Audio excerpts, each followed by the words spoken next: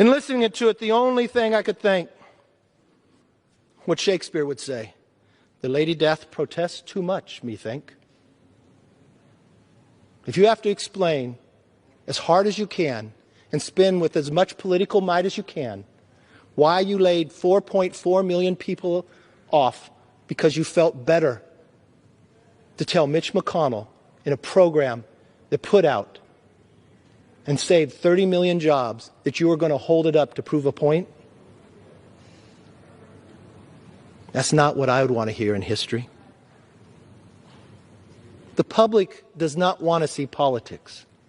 Why would we waste our time bringing people back to create a political committee? I guess the vote will tell us differently.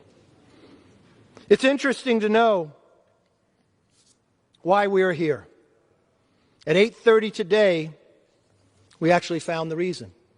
4.4 million more reasons why we're here. How many of those 4.4 million would not have gotten a pink slip last week? Had we listened more than 2 weeks ago on April 7th when we said the program we created that was so successful, that was able to do the number of loans in 14 days that it took the SBA to do in 14 years, that there was such a need out there that maybe we would overcome politics for that one moment. Could it be too much to read that it was one simple page? I thought there was a moment in time it would happen. I thought we could say yes on a unanimous consent. This is a program we all had just voted for in Shirley just 2 weeks before. Yes, that was tough to get that bill through. Yes, we had to have it held up on the other side. That was wrong, that other millions were laid off. But this was the moment to learn from that mistake on the other side before. We did not learn. It was played again. To those 4.4 million Americans that were laid off this week, Congress owes you an apology. You did not have to have that happen. To the small business owner, I understand this greatly. At age 20, I created my first business. I know where you make these decisions. You make these decisions on the kitchen table. If you ever had a small business, you realize you're the first to work, you're the last to leave, and you're the last to be paid. You know those who work with you are not just employees, they are your family. You know their children's name, you're there at their weddings, you're there when they graduate, and you're proud of them. You never want to have to say you're going to lay them off. You put everything into your business to succeed, and government told them they had to shut down for the health of the nation. They made a sacrifice, but they got sacrificed for politics last week. Shame on this body. I've listened to this debate thoroughly. I've listened to the other side. When you look at what we accomplished in those 14 days of loan, we saved 30 million jobs. We all could have put a tweet out today, not having to be in here, and say we saved 34 million jobs. But no, 4 million more lost because somehow people felt good with politics. I listened to the debate on the other side. Some actually said they don't want to be here today. We shouldn't have folded and actually came together.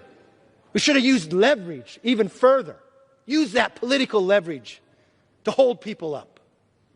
I've even seen some people on the other side of the aisle say they love to see it when the price of oil dropped when no one has seen it before. And the idea that millions in our energy industry are going to get laid off too. Doesn't matter about politics. There'll be Republican and Democrat both that get laid off. Then I listen as we come back here, Madam Speaker, and I tried to listen to the other side. I tried to understand. Why would you hold it up? What's different? I listened to the debates. I listened to the leadership talk. It was amazing to me. In listening to it, the only thing I could think, what Shakespeare would say, the Lady Death protests too much, methink. If you have to explain as hard as you can and spin with as much political might as you can why you laid 4.4 million people off because you felt better to tell Mitch McConnell in a program that put out and saved 30 million jobs that you were going to hold it up to prove a point? That's not what I would want to hear in history. Madam Speaker, as I said earlier, it is our responsibility to act, to put our differences aside and do what's right for the American public. Now more than ever, the American people deserve a Congress that acts with leadership, dedication, and resilience. Anything we do in this chamber that deals with COVID should be bipartisan, from legislation to deliberation to voting. Yeah, I stayed up to 2 a.m. to see what the majority wanted to put forward. We all work hard to get here. We all almost have about the same size districts because every 10 years we take a census to figure that out. And our constituents make a decision every 2 years to lend their voice to the person they want to represent them. They did not lend their voice to give that proxy to somebody else they cannot hold accountable. They did not lend that voice to wait till 2 a.m. to change more than 200 years of history because somebody wanted to have more power in the job of a majority themselves. We're living in one of the greatest turning points in history. This is not a time for indifference, selfishness, or division. We're going to help America get through this. We're going to do this together. And in the end, we are going to be stronger, healthier, and more united than ever before. Why? Because we are Americans, and that's who we are. This body will raise debates. This body plays politics many times. But now is not the moment for politics. Now is not the moment to say, let's hold something up even if somebody is going to be punished, because somehow I will get a political advantage. And when people come together, the question should not be, let's hold more leverage. Because it's okay, because when we come to the floor, we'll spin it and say it was not us. But when we're long gone, history will write about this day. They'll write about that day on April 7th, when America witnessed something they've never seen before, and one stood before a chamber in the Senate and requested to add exactly what we're doing today to a program to keep people hired in all the places we know and love in our neighborhood.